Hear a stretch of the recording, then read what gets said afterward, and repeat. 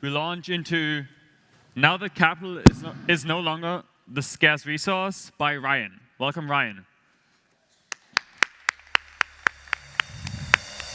The clicker's over there. All right, thanks.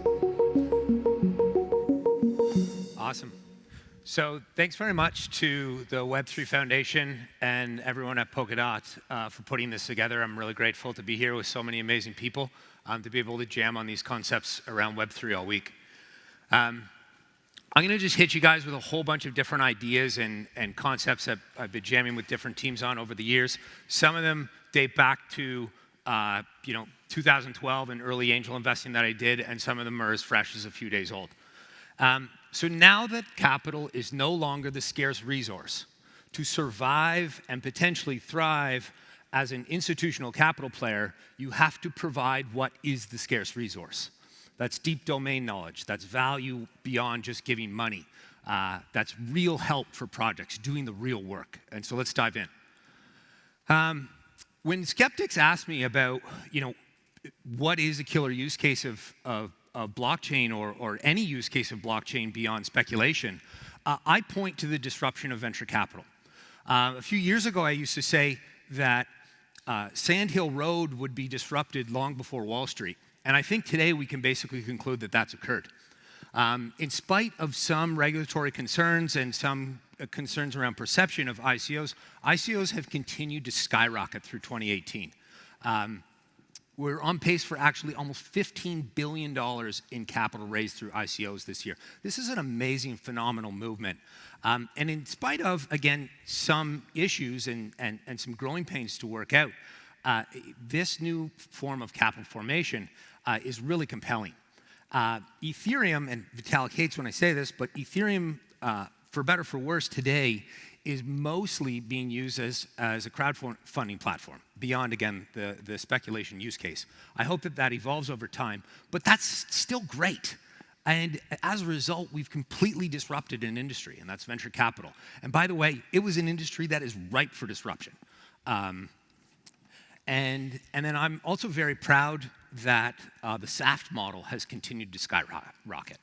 SAFT, the Simple Agreement for Future Tokens, is a really interesting instrument that, again, has taken off, especially this year. And why is it that this new form of capital formation is so compelling to entrepreneurs and so compelling to investors? The first and foremost is when you raise money from a distributed group of investors, you gain a community. And that community of supporters of 4,000 or 10,000 or whoever it is are far more value add than even the best VCs. They're usually your first beta testers, evangelists of your project, and they often offer free technical work along with a range of other services that you probably wouldn't get, again, from even the best VCs. It offers fewer constraints on entrepreneurs, and on the flip side, it offers more liquidity and flexibility for investors. The net of all of this is that we're going to be able to take part in experimentation and allow experimentation to flourish. I think we'll see DAOs and ICOs for space companies. I think we'll see it in quantum computing. And because we can put a little bit of capital to work and support something that we believe in without, say, breaking the bank or relying on institutions. And that's what's the interesting thing here is. So what's the implication for institutions? How do they survive in this new environment where an individual can get the same access to the same terms as the best VCs in the space? I come back to this concept of significant value add. You need to be the best partner, a real worker for your portfolio projects. It's not just about being an advisor or sitting on a board and making a few decisions once in a while. You need to do the real work. Be a keeper on the network. Be a validator. Recruit talent. Be active in the community. Have an email of your portfolio projects and do actual work for them. What that means, though, for most investors is that you need to focus your portfolio.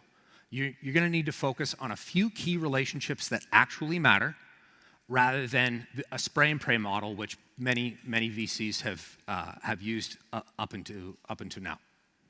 And while mid-tier VCs will get squeezed, the best value-add investors will thrive in this environment. Crypto funds are kind of all sit on this sort of interesting spectrum between pure quant players and crypto VCs. Obviously, liquidity and scalability for the high-frequency traders, connection with entrepreneurs, and lower regulatory burden for crypto VCs. I would argue that up until now, further to the VC model has probably outperformed the quant fund, but that may change over time. So some observation on pain points. Where can institutional investors help projects realistically? The biggest value-add component for any project is recruiting. And so to the extent that you can use networks and really build recruiting teams inside of portfolio projects, that's really, from my perception and from my conversation with many different projects in the space, the best thing that you can do for these guys. Executive coaching matters, but that only matters if you're battle tested yourself. So if you come as an entrepreneur, you've done something significant in the past. And then easy sort of chip shot things like having in-house lawyers handling those very crypto-specific questions and just being able to take care of those for a whole range of projects without each one of them spending a bunch of money on lawyers. Stuff like that is generally pretty easy to do. Going a little bit further and getting a little bit more controversial, I think that institutional investors should offer rebalancing, diversification, potentially custody when a project has raised significant money, work with them on vesting, understanding team compensation, and so on. An idea that I've had very recently, which I believe in very firmly, is that institutional investors, we should offer family services to our entrepreneurs. Our entrepreneurs are our greatest resource. And I know dozens that are 8- and 9-figure millionaires that can't buy a house, that have lost more than half their wealth in the last 6 months. That's unacceptable. We need to take care of these people so that they're not worrying about their own personal lives and their own families, and they can focus on being long-term, competent entrepreneurs. And so I support doing founder OTCs, secondary transactions, and I am of the opinion that it's okay to put some money in an entrepreneur's pocket, and he probably won't suffer, or she probably won't suffer from moon rot as a result. They'll actually come to make better long-term decisions for the sake of their project. Being a great community manager. So a great community manager is the highest value, non-technical member of a good crypto team. They can be your best recruiter, but you need to think globally with respect to this, especially if it's a project that has a global vision. And then the big problem that we face today is attracting users. Crypto got monetization right, but is having a lot of difficulty getting users. And so going forward, getting out there and pounding the pavement, boots on the ground, and actually directly driving users is going to really be what separates the winners from the losers as we move forward. And so what am I looking for these days? Like, what kind of projects are interesting? What trends do we see in the space that are compelling? So decentralized finance is a really interesting area. It is my opinion that the first DApp or use case that's going to get mass adoption scale will get there because of a financial incentive. It's that old adage, give a man a lever and an incentive, and he can move the world. Everybody seems to be building on WASM these days. Kudos to Gavin and his team at Parity for being one of the early ones to recognize this, and this has become a wide-sweeping trend across the space. Lower layer projects are building on top of WASM VMs. Something that is really high on my wish list, which I really would like, is more research into governance. It's no secret that I'm very, very pro-governance. I think this is where the space is going. But we need a test net with real financial incentives in order to properly test governance. If we don't have real financial incentives in play, we can't really test these new governance mechanisms. I think DAOs will control block rewards, will handle community incentivization, and we need to experiment more in this area. And so I'm looking forward to some entrepreneurs that come up and create some of these new things. When teams have made a single innovation, especially sort of a single kind of cryptographic primitive, often a tech for tokens model is probably better than trying to create your own layer one. And I like when teams are pragmatic about that. It's better to go and, sell some technology to a layer one and work closely with them, or sell it to a couple of layer ones and work closely with a bunch, rather than try to recreate the wheel. Just build on substrate. It's easier. And so that really speaks to kind of founder maturity, which we're starting to see, and more pragmatic teams in the space. We're going from a lot of first-time founders previous to more seasoned teams this year. A lot of people also leaving Google, Facebook, and so on to start to build really interesting crypto projects. They're more robust teams going forward. I really like when a team is practical and has what we call a hedgehog concept. This is just sort of focusing on doing one thing really well, but then probably owning the user experience all the way up the stack in that one single thing. And then something I'm just generally excited about in the space is the fact that we're pushing forward kind of academic management theory in a new way. Until we had incentivization for open source, you couldn't really bring in management theory. And now with incentivization, we can bring back management theory to open source permissionless teams. This is really, really compelling. A problem that many of my teams face in this space is dealing with moonrot. So moonrot is when an entrepreneur or team becomes so wealthy that they stop working as much as they did. There's no silver bullet on solving this issue, but it really requires a kind of a case-by-case analysis. And then being able to tap permissionless teams, so your community, but also being able to incentivize and leverage really competent internal teams and having them work in unison is what separates really great crypto teams from the average crypto teams. Some controversial ideas that I'll end with. So regionalism matters. The winners in mainland China will not be the winners in the West.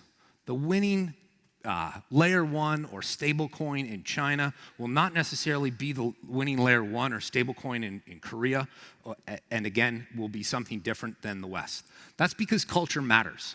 And you have to be very aware of these cultural nuances in deploying capital and understanding who will be winners and which use cases will pop up in different areas.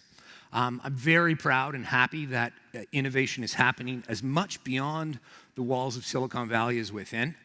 So places like here in Berlin, which is ground zero for some of the best smart contract development on the planet, Tel Aviv, Singapore, Beijing, Seoul, St. Pete's. That's actually in approximate order of innovation that I'm seeing in the space, that list there. We were sort of dominated by a lot of kind of hard and fast rules, like we're in the infrastructure era, and if you build it, they will come kind of things from a few years ago. And I think those are really eclipsing at this point.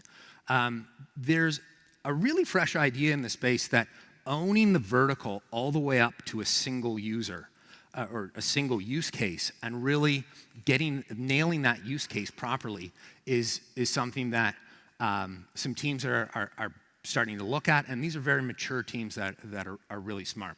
If you're going to build an infrastructure layer and just hope that the devs will come, there has to be a really compelling reason for that. And so think very carefully about who your constituency is and how to attract them, either through incentivization or otherwise. And then finally, I am a hardcore anti-maximalist, maybe a maximalist minimalist, so to speak. I believe that the teams that prioritize experimentation and evolution will win out over dogma. For me, this whole Bitcoin maximalism, it's perfectly fine the way it is kind of the Amish of crypto these days. And I'm more excited about teams like Polkadot, who are continuing to evolve and build and experiment and embrace experimentation. And we need to be generous and thoughtful in that way. I think that developer network effects are actually sort of overblown, and what I call developer promiscuity will prevail, where developers can very easily work on Ethereum and Polkadot and Dfinity and others without detracting from their work in the other ecosystem. And so this idea that developers will stay in one area, I would predict probably is not a successful idea in the end.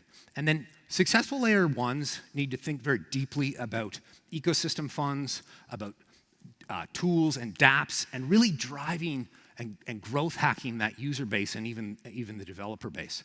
The first successful ecosystem fund was Consensus to Ethereum, and I think it had wild success. And I think that recipe, that roadmap, is repeatable as we see other layer ones pop up. And so a bunch of disclosures and stuff. But the last thing I would say is one of the projects I'm probably most excited about on the planet right now is Polkadot. This concept of having a blockchain and VM in a box that allows you to just build for your user and not really have to recreate the wheel on the lower end of the stack is really compelling. And not only that, this is a really talented team. Where most blockchain teams have 4 or 5 good blockchain engineers, this team's 45 deep of exceptional talent. And then they complement that with a business development approach and creating partnerships as they go. And this is, I think, is sort of the recipe for success going forward. And so I'm extremely excited about the potentiality of that team and what's to come. So thank you again.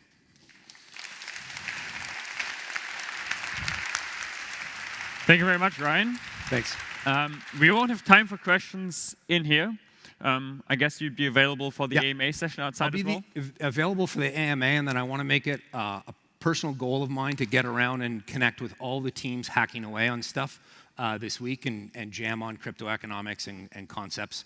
Feel free to reach out with comments, questions, critiques, whatever. So thanks again. Cool. Thank you very much.